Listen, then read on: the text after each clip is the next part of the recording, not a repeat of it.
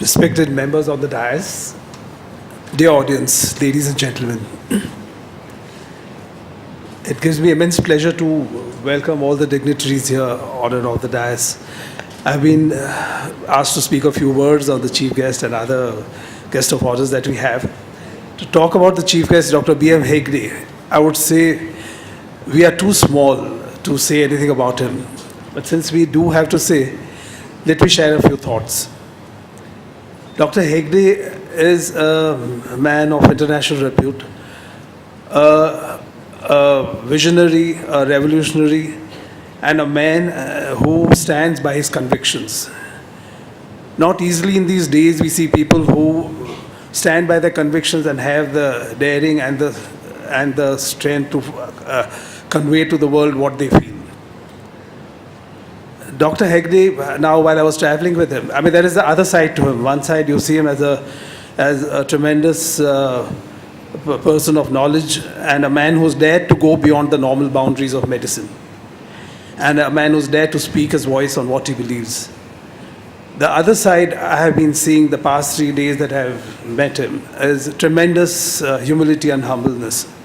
A man with his international standing, I think, is something that you don't see easily in this age.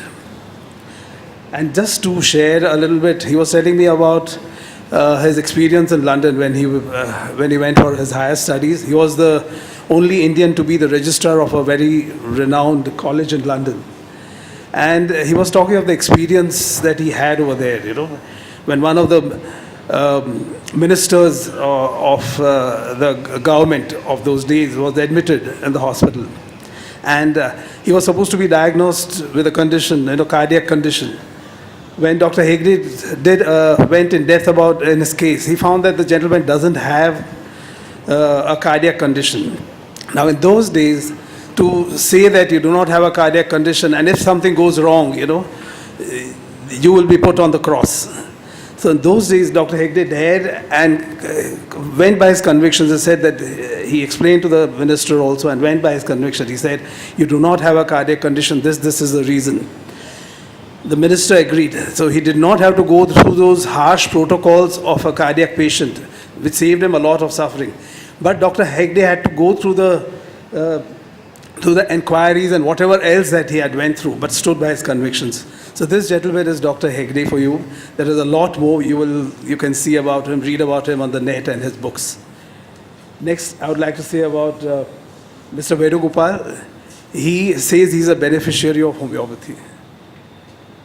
I agree. I told him, I said, there are all of us here are beneficiaries of homeopathy, but he's one of those rare people who stands by homeopathy and has gone out of his way to do a lot for the sake of homeopathy.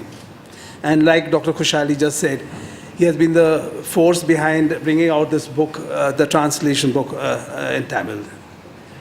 And then we have Dr. Marikavil, a gentleman homeopath, a very well-known, renowned homeopath, always with a gentle smile that you see on his face, works silently for the sake of homeopathy and stands by all homeopaths, right from small to big.